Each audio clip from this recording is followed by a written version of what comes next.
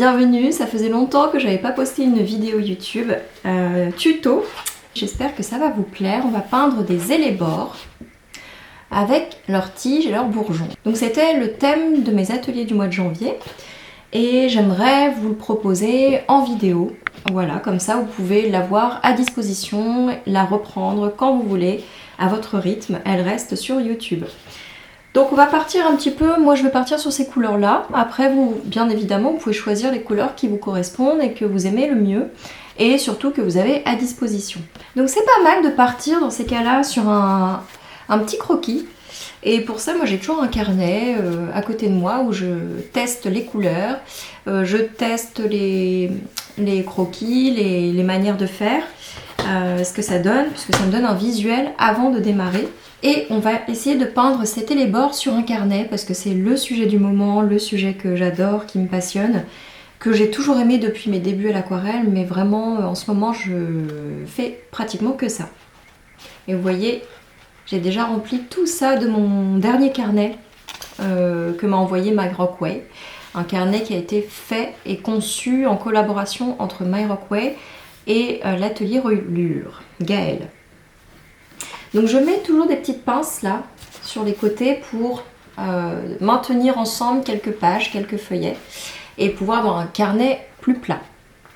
Ensuite j'ai à disposition mes palettes de couleurs, celle-ci que j'adore de la Nouvelle Vague Couleurs, la palette d'automne. Et une autre petite palette, Sennelier. Après une palette pas forcément quali, c'était ma première palette qualitative. Donc j'ai même modifié les godets à l'intérieur, elle est plus tout à fait la même finalement. J'ai rajouté du rose, j'ai rajouté du brun qu'il n'y avait pas forcément. Et puis voilà, ça constitue une nouvelle petite palette. Préparez votre pinceau. Donc moi je vais utiliser l'Escoda Perla numéro 14. Un pot d'eau. C'est parti, suivez-moi. On est parti, on démarre par le mélange des couleurs. Ici vous voyez, je choisis du rose opéra, du terre d'ombre brûlé, un peu de brun, un peu de bleu outre-mer et ensuite j'ajuste. Donc vous voyez, j'ai rajouté un petit peu de rose opéra parce que j'ai envie que les teintes de mes fleurs, de mes élébores soient plus dans les tons roses. Et c'est parti, j'applique mes premiers aplats. Donc les premiers aplats des pétales.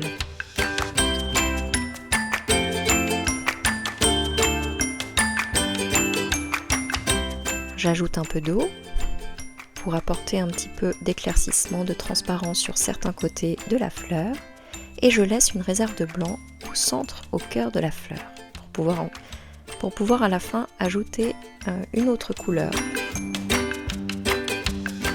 Je fonce un petit peu mon jus, vous voyez. Je vais rechercher un petit peu de couleur désaturée, ici de la terre d'ombre brûlée, un peu de bleu outre-mer, et je fonce tout ça. Tant que le jus de l'aplat est bien humide, on peut ajouter du contraste comme ceci. Je vais sensiblement modifier la couleur de mon jus en ajoutant un peu de rouge vermillon, ou bien un peu de rouge Hélios, comme vous voulez. Je trouve que le rouge vermillon français apporte beaucoup de vibrance, c'est pour ça que je l'apprécie énormément. Et c'est parti pour une deuxième fleur. Ici on va en faire 3, une dominante, donc un peu plus grosse, et les autres sensiblement plus petites. Surtout, n'hésitez pas à créer des fusions comme je l'ai fait entre certains pétales de fleurs différentes. C'est ça qui va faire la différence et va apporter vraiment une ambiance très intéressante. Je vais créer un troisième et dernier jus pour ma dernière fleur, un peu plus dans les tons violets. Donc pour ça j'ai ajouté du bleu outre-mer, du rose opéra et du rouge vermillon français.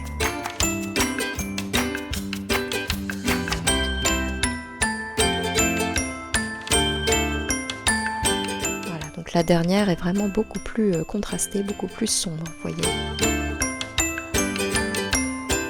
Ça va permettre de contraster l'ensemble. Je prends encore un petit peu de terre d'ombre brûlée que j'ajoute à mon mélange initial et du rouge vermillon français. Et j'ajoute comme ça par petites touches un peu d'ombre, un peu de désaturation au cœur des fleurs et un peu sur les côtés de certains pétales. Toujours dans le but d'apporter du contraste et donc de la lumière. Ici, j'ajoute un peu de rose opéra sur certains autres pétales pour apporter de la vibrance. Et maintenant, on peut créer quelques zones de flou. Donc on commence par une première zone comme ceci, avec un pinceau déchargé de jus coloré, mais uniquement chargé en eau claire, et on glisse la pointe tout autour de la zone souhaitée.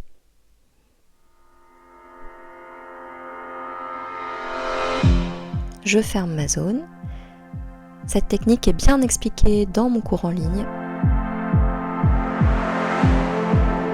Et je vais ajouter quelques touches de vert sapin dans cette zone encore bien humide. Et un peu de rouge vermillon. Et je laisse faire. Là, on est dans le lâcher-prise total. On laisse le pigment se diffuser dans la zone humide. Je prends un petit peu de vert anglais clair et de vert sapin que je mélange pour ajouter les tiges.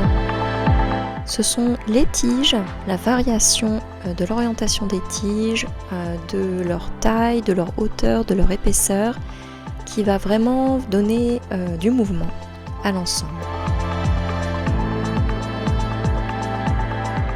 Ici, j'applique déjà un aplat pour former un premier bourgeon.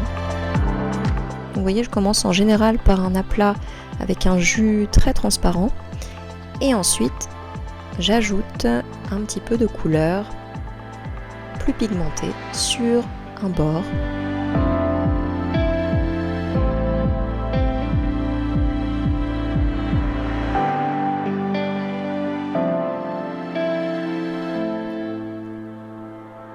Ici, je reprends du vert anglais clair que je dilue énormément pour pouvoir peindre mes premières feuilles.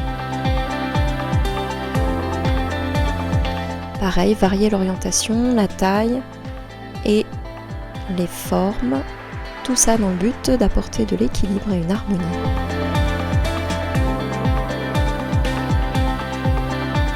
Donc ici, j'apporte une profondeur en créant une première couche de feuilles très transparente.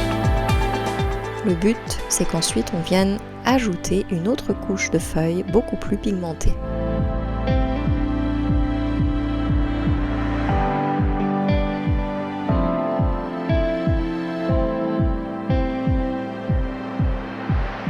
Qu'est-ce que j'aime, la transparence. C'est vraiment une technique très simple finalement, la dilution, mais qu'on ne prend pas toujours le temps d'appliquer parce qu'on n'a pas forcément beaucoup de temps pour peindre.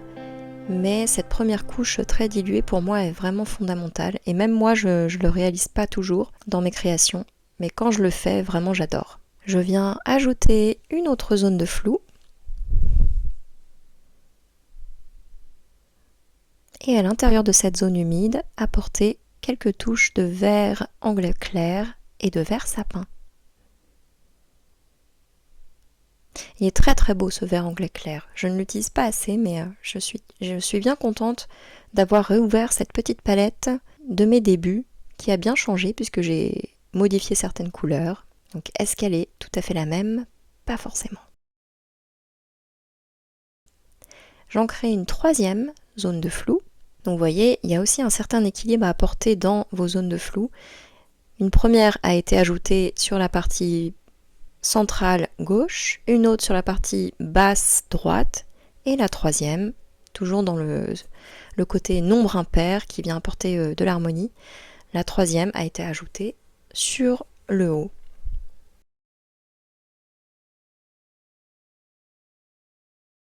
Et je ferme mes zones de flou. Maintenant, je vais venir ajouter le cœur des fleurs à l'aide d'un bleu très profond de la nouvelle vague couleur. Je vous note le nom juste en dessous parce que je l'ai oublié. En laissant si possible une petite réserve de blanc sur la droite, mais c'est pas obligatoire, je trouve que ça apporte encore un petit peu plus de lumière.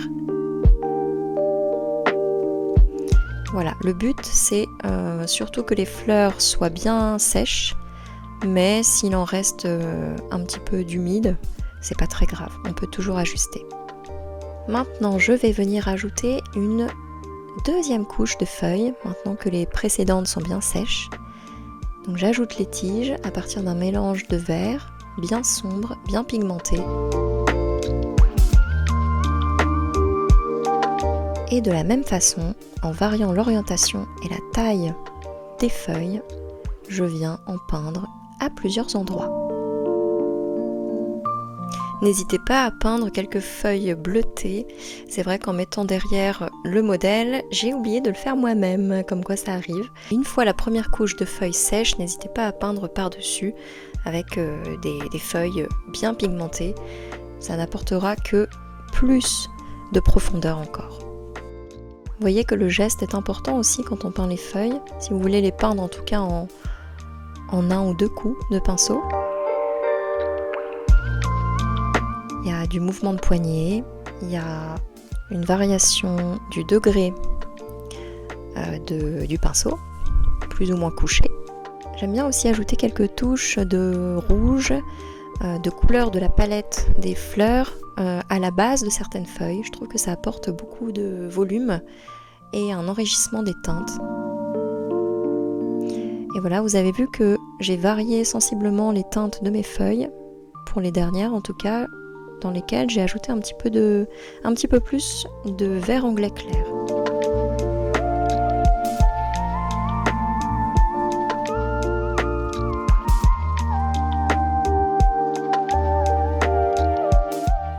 Je termine avec une dernière zone de flou.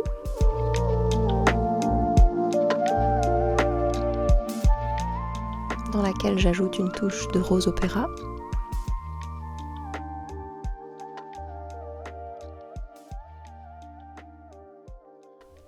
Une zone de flou que je ferme. Et une dernière, toujours dans l'idée de garder un nombre impair de mes éléments. Ici 5 zones de flou au total. Et de la même façon, j'ajoute un peu de rose opéra dans celle-ci. Au départ, ces zones de flou ne sont pas évidentes à travailler. Ne vous en faites pas, c'est normal. Ça demande de la pratique. Il n'y a pas de recette miracle, de recette magique. C'est la pratique qui va vraiment vous aider à appréhender beaucoup mieux cette technique qui est l'une des plus difficiles en somme. Parce qu'il faut déjà bien maîtriser le dosage de l'eau, des pigments, venir retravailler la zone d'humide, le fondu, et donc tout ça, ça demande quand même de la maîtrise dans le dosage de l'eau au niveau du pinceau et sur le papier. Bravo à vous, c'est super, on a fait une belle création d'Elébor. N'oubliez pas de vous abonner pour ne pas rater les vidéos suivantes. À bientôt.